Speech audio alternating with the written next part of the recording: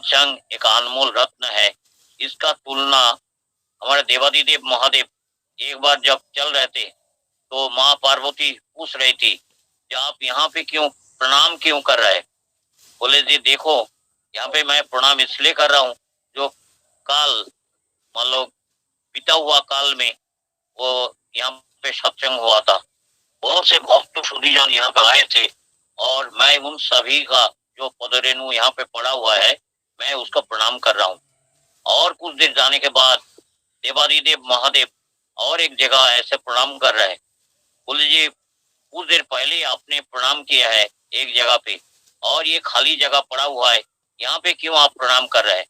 तो बोलते हैं सुनिए माँ पार्वती, ये जगह आने वाले काल सत्संग होगा, वहां पे बहुत से भक्त सुधीजन वहां आएंगे और बहुत से ज्ञानी गुणी विदुषी माँ लोग भी आएंगे और उनके पदरेणु वहां पे पड़ेगा। तो मैं उस टाइम पर कैलाश पर्वत में रहूंगा, तो मैं तो आ नहीं पाऊंगा, तो इसलिए इन एडवांस मैं प्रणाम करके जा रहा हूँ।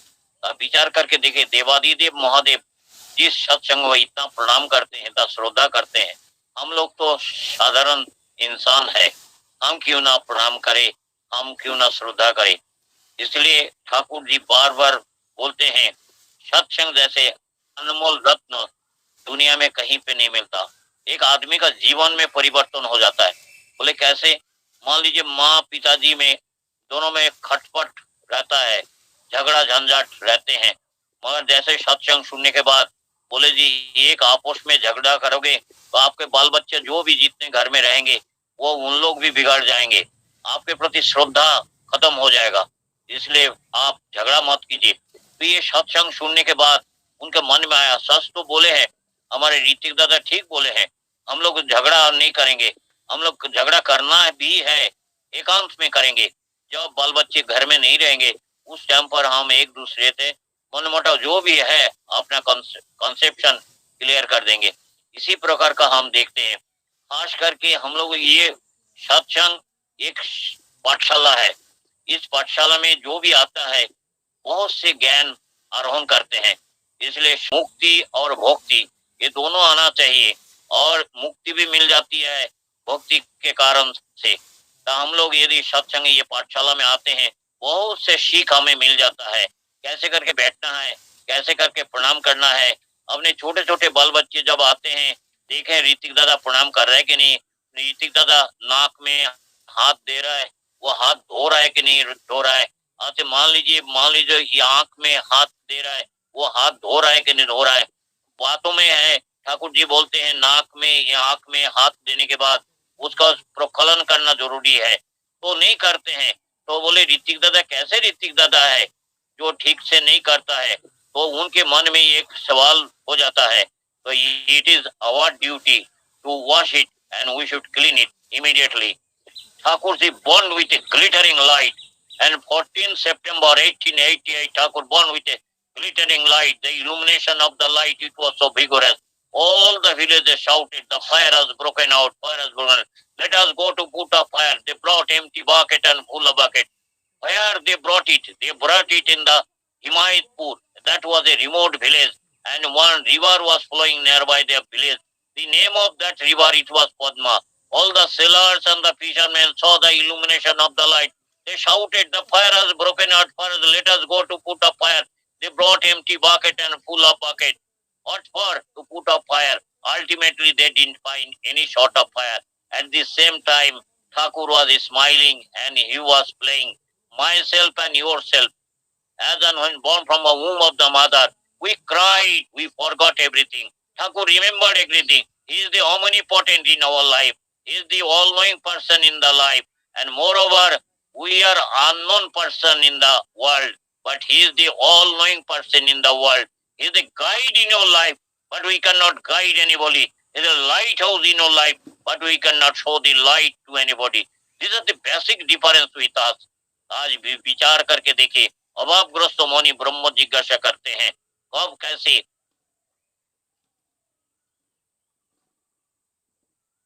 तो बोले is there, sheep is locating the lighthouse and with the help of compass and reaching to the destination. After that, they are determining the direction. Either they have to move north, east, or south. Whatever the direction they have to, and that is, and they are choosing there. So similarly, in our life, जब अभवग्रस्त मौनी ब्रह्म जिज्ञासा करते हैं, उस वक्त पर किसी न किसी सीनियर सत्संगी या जाजक या सभापति ऋतिक देवता के पास पूछते हैं, दादा हमारे जीवन में ये प्रॉब्लम है, इस प्रॉब्लम से छुटकारा मिलने के लिए क्या करता है। पुलिस जी का नाम ग्रहण कर लिया था, नाम मीन दीक्षा ग्रहण किया था। दीक्षा कौन देते हैं? दीक्षा ठाकुर स्वयं देते हैं ऋतिक दादा के माध्यम से। बोले यही कैसे है जो ऋतिक दादा दीक्षा देते हैं और ठाकुर कैसे देते हैं दीक्षा, आप कैसे बोलते हो? ठाकुर जी के पास एक बार पूछा गया था, हमारे जो फॉर्मर प्रेसिडेंट थे सत्संग का, वो शरद हलदर दादा, शरद हलदर दादा उन्होंने पूछे, ठाकुर जी मेरे दीक्षा के बारे में एक थोड़ा कंफ्यूजन है। बोले क्या कंफ्यूजन है, बोलिए। बोले जो कंफ्यूजन ये है, जो मैं ये ब्राह्मण का लड़का हूँ और मैं ये मान लो बिना ब्राह्मण, वो बिना विप्रो का लड़के का हाथ से मुझे दीक्षा हुआ। मतलब और ऋतिक दादा विप्रो का नहीं थे, मैं उनके हाथ से दीक्षा लिया, तो मुझे क्या पुनर्सरना करना पड़ेगा? ठाकुर जी हंस कर बोले, सुनिए शरद दादा, मैं शांडिल्य ब्राह्मण हूँ, दीक्षा उन लोग नहीं देता है, दीक्षा मैं देता हूँ। तो इसलिए हमें मेरे कितने भी ऋतिक देवता है, चाहे क्षत्रिय हो, चाहे वो शूद्र हो, चाहे वो मान लीजिए वैश्य हो, कितनी कम्युनिटी में उन लोग है, कोई मुसलमान हो, कोई क्रिस्टियन हो, मगर उससे कोई फर्क नहीं पड़ता। आपको दीक्षा लेना है, जो ठाकुर जी के सतनाम आपको जप करना है और सबको जन्म जप करके जीवन को सार्थक करना है। और इसलिए बोलते हैं, ये खास करके एक बात बोलते हैं, भावे बोले करे तारे के धारे ना। मतलब हम एक बार सोचते हैं, वो काम करते नहीं, तो कोई आपको परवाह नहीं करेगा, बोलो आदमी का बात ठीक नहीं है। और बोलते शिक्षा के बारे में, शिक्षा देता है, शिक्षा देता শ্রমের শ্রমের সাথে আসতে শিক্ষা জানিস তাতে। মানে যেখানে শ্রমের সাথে कोई शिक्षा लाभ करते हैं, उसी को असली शिक्षा कहते हैं। बिना परिश्रम करके, बिना तकलीफ करके हम शिक्षा प्राप्त नहीं कर सकता। हम पढ़ेंगे नहीं, हमें डिग्री मिलेगा, it is not possible without going to school और without going to university. How can you achieve that degree? so that you have to study, do be get, मतलब करो हो पाओ, तभी ये संभव है, otherwise it is not possible. उसके बाद सदाचारे रत नय पदे पदे तार भय, स्वास्थ्य के बारे में बोलते हैं, बोले सदाचार में रतो नहीं रहता है और उसके पद पद में उसको डर रहता है, सदाचार पालन नहीं करेंगे और लक्ष्मी बाधा, उसके घर में लक्ष्मी भी नहीं रहेगा। टू ऑब्जर्व सदाचार, सदाचार तीन, another is mental सदाचार, another is spiritual सदाचार, what is external सदाचार? जैसे मान ले मैं घर से बाहर से कहीं से आए, मान लो वो आके हाथ मुंह धो लिया, मान लीजिए हम खाना खाया, खाना खाने के बाद हाथ धो लिया, मुंह में हाथ दिया है, तो उस मुंह का हाथ को प्रकलन कर ले। मान लीजिए मैंने चाय पिया, चाय पीने के बाद तुरंत अपना हाथ धो लेते हैं, उसके मुंह में पानी दे देते हैं, क्योंकि यहाँ पे चाय लगा हुआ है, नहीं तो मक्खी आके गिरेगा और धूल गिरेगा, इसलिए उसको प्रकलन करेंगे। तो हमारे ये हाइजीनिक पॉइंट ऑफ व्यू से दे। Being a doctor, it is my suggestion to each and everyone that we should very careful about the external सदाचार, क्योंकि एक्सटर्नल सदाचार हम लोग देखे थे जब कोरोना के टाइम पे हम मास्क यूज करते थे, जब बाहर से हम बाजार से आते थे, बाजार से आने के बाद अपना ये जो यूनिफॉर्म है ये हम निकाल देते थे, डिटर्जेंट पाउडर में भिगा देते थे। जैसे आने से कोई बाजार करके आया, जो भी आया वो सब्जी को अच्छे करके धो के रख देते थे, हाथ को प्रकलन करते थे। ऐसे करके हम लोग एक्सटर्नल सदाचार पालन किए थे। मेंटल सदाचार किसे कहते? ना मैं दूसरे को क्षति करूंगा, ना मुझे कोई लॉस में रहूंगा। बोले वो कैसे दादा? मान लीजिए मैं बाजार में गया, बाजार में जाके 2 किलो आलू खरीद लिया, 2 किलो आलू का कॉस्ट है 20 रुपीज। मान लीजिए मैं उनको 50 रुपीज का एक नोट दे दिया, उनकी गलती से मेरे को 80 रुपीज वो रिटर्न कर दिया। What is my duty? Immediately I have to refund 50 rupees. और बोलना चाहिए दादा मैंने 100 रुपया नहीं दिया। He presume that I have given a 100 rupees note, so that he return 80 rupees immediately. वो गलती कर सकता है, मैं क्यों गलती करूं? ये है मेंटल सदाचार। वो मैं भी नहीं, धोखे में नहीं रहूंगा, उसका भी धोखे में नहीं रहेंगे। धोखे देंगे तो धोखे में पड़ेंगे। इसलिए हम हमेशा के लिए सदाचार संपन्न रहेंगे। ये इसको बोलते हैं मेंटल सदाचार।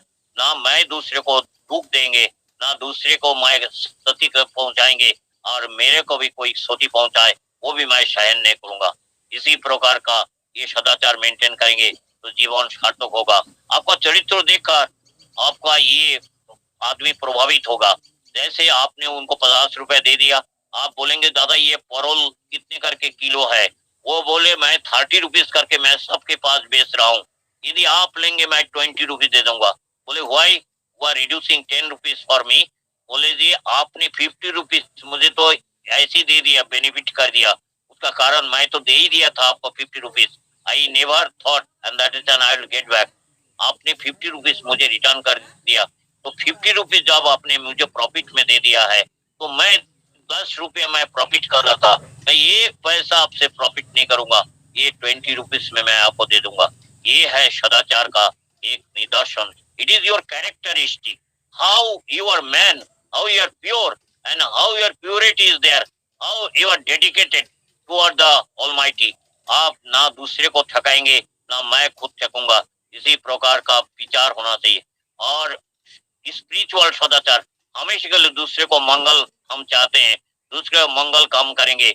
इष्टोभीति के बारे में जब हम सोचते हैं, इष्टोभीति मस्ट बी देयर, और इष्टोभीति मस्ट बी प्रोग्रेसिव, और every time we must do, and early in the morning before the sunrise we must complete our इष्टोभीति every day, and it must be increase in every year. बोले जी दादा आज मान लीजिए 5 रुपये आप इष्टोभीति कर रहा है, नेक्स्ट ईयर का आप एक रेजोल्यूशन ले लीजिए, नेक्स्ट ईयर जब 16 जब सितंबर आएंगे, ठाकुर के जन्मदिन आएंगे, मैं कम से कम 6 रुपए कर देंगे। ऐसे करके वृद्धि पर होना चाहिए। And psychological spiritual psychological concentration will come up. और ठाकुर जी के प्रति वफादार होना चाहिए। ये ठाकुर जी इस बार आके बोले, आचार्य ठाकुर इस बार बोले, जिस देश में नारी जाति का सम्मान नहीं है, जिस देश में नारी का मान लो तो कोई आदर यत्न नहीं करते हैं, उस देश का उन्नति कभी संभव ना है। नारी से ही देश बनता है, नारी से ही समाज बनता है, नारी से ही आज समाज के जितने भी अच्छे बड़े बड़े इंसान, मैं भी माँ का पेट से जन्म लिया हूँ, और श्री ठाकुर जी की माँ का पेट से जन्म लिया, और उस नारी का यदि अनादर होगा, उस नारी का यदि आदर सत्कार नहीं होगा, उस देश का उन्नति होगा नहीं। इसलिए ठाकुर बोलते हैं आप मुझे देखो और माँ षोडशी वाला के देखो। षोडशी वाला देवी हमेशा के लिए ठाकुर जी को ये खुश करने के लिए तैयार रहते थे, इसलिए उन्होंने आज ये श्री बॉर्दा को जन्म दिए थे। बोलते स्वामी के प्रति जैसे भाव ऐसे होगा संतान लाभ, तो हस्बैंड के प्रति जैसे उनका प्रेम रहेगा उस प्रकार का संतान मिल जाएगा। आज हम देखे आदर्श संतान मिले, और गुणवान संतान मिले, और साथ साथ में साधक संतान मिले, और जो बोलते हैं एक निष्ठावान संतान मिले, शिव अवतार जैसे मिले, और वो मुर्दा आदमी को बचा सकते थे, मुर्दा झाड़ को भी बचा सकते थे।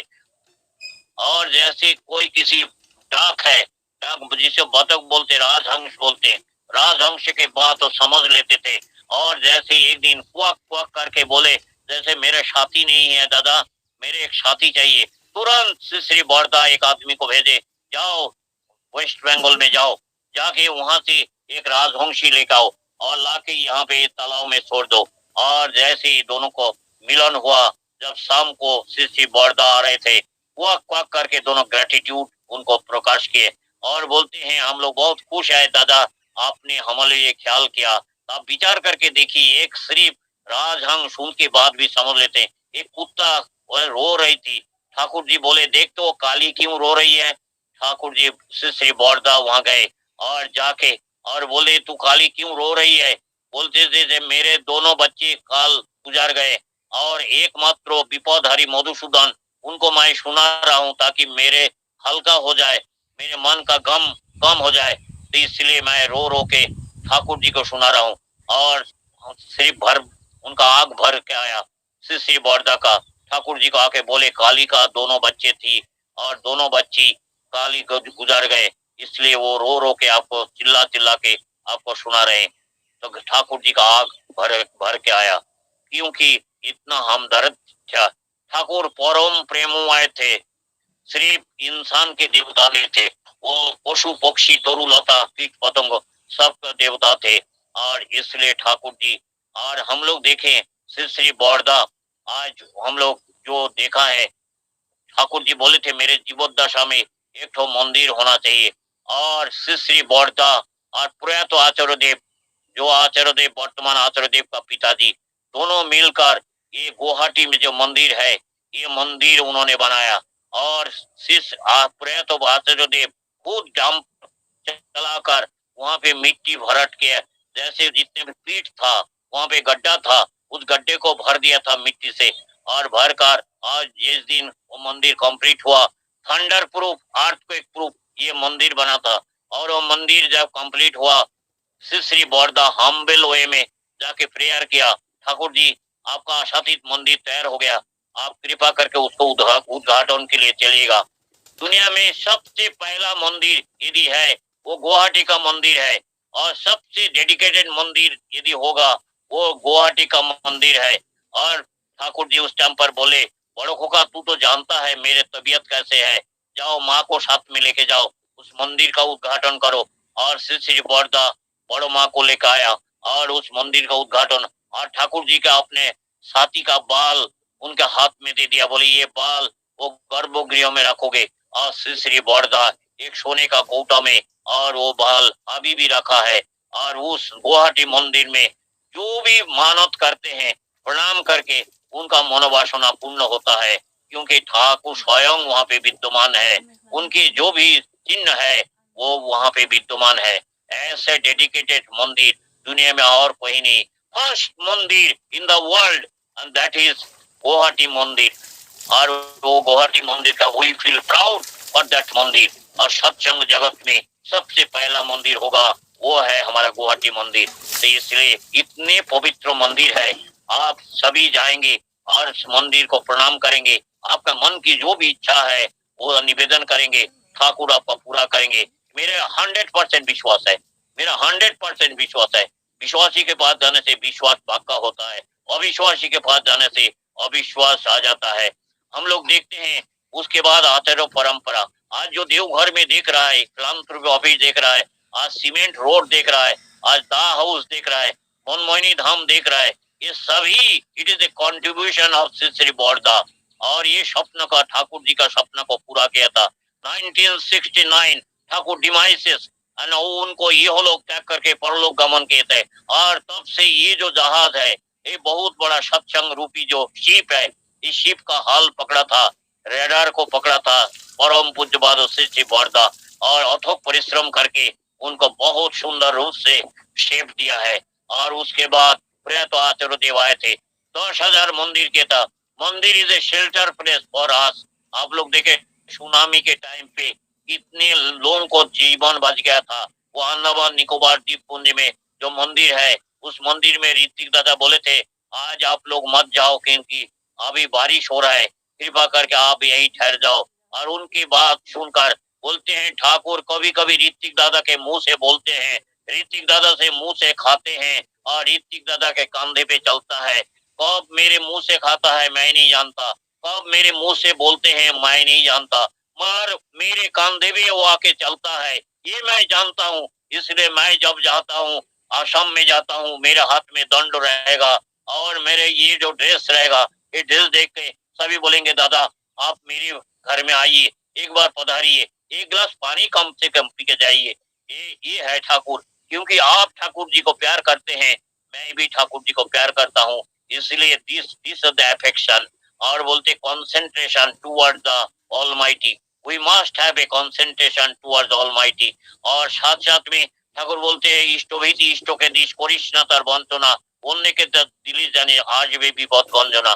हम इष्टभीति किसी को, और good news I like to flash you in front of you. आप लोग जानते हैं अभी हम ऑनलाइन हम इष्टभीति भेज सकेंगे। It is a good news for every सत्संगी, we feel proud for it. Everybody is thinking how we can send it our इष्टभीति every day and when our established is completed 30 days, उस time पर आप जैसे अभी train का ticket बना सकते हैं, उसी प्रकार आप इष्टोपति भी देवघर में भेज सकते हैं। आपका एक जैसे जो ऋतिक देवता है उनके लिए एक रजिस्टर मेंटेन करने के लिए बोला है, जैसे वो डायरी में रजिस्टर है, उस रजिस्टर में कितने दीक्षा दिया है वो आप नोट करेंगे। आज डिजिटल सिस्टम में आज आप निकाल सकते हैं। आज हम लोग गोविंद दादा हंसते हंसते लास्ट टाइम जो बोले थे, आप लोग जैसे दादा लोग जो है सत्संग करते हैं, अब ऋतिक दादा लोग आने से और भी ज्यादा से ज्यादा लोग वहां पे तादाद में आते हैं।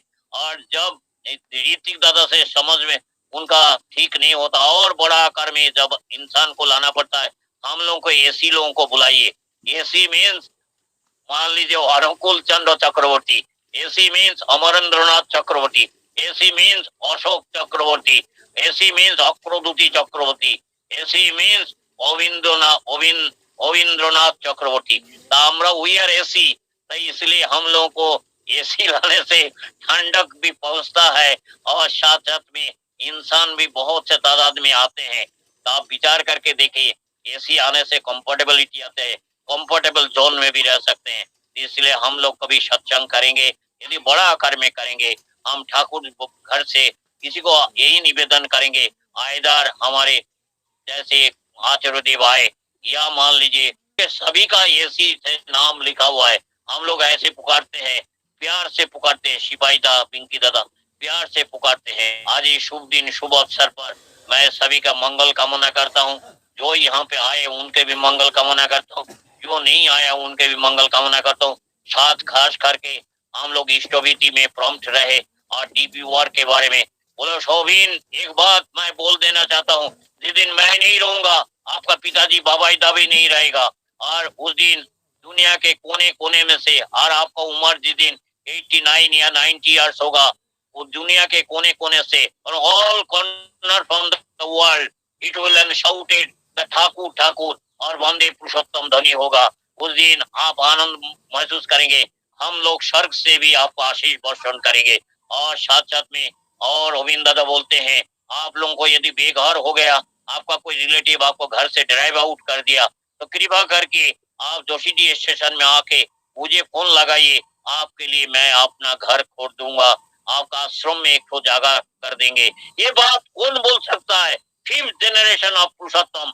आप लोग जानते हैं ठाकुर जी 22 ईयर्स एज में उन्होंने सत्यान शरण लिखा था, और वो now still it is going on, और सभी को पवित्र ग्रंथों के मानते हैं।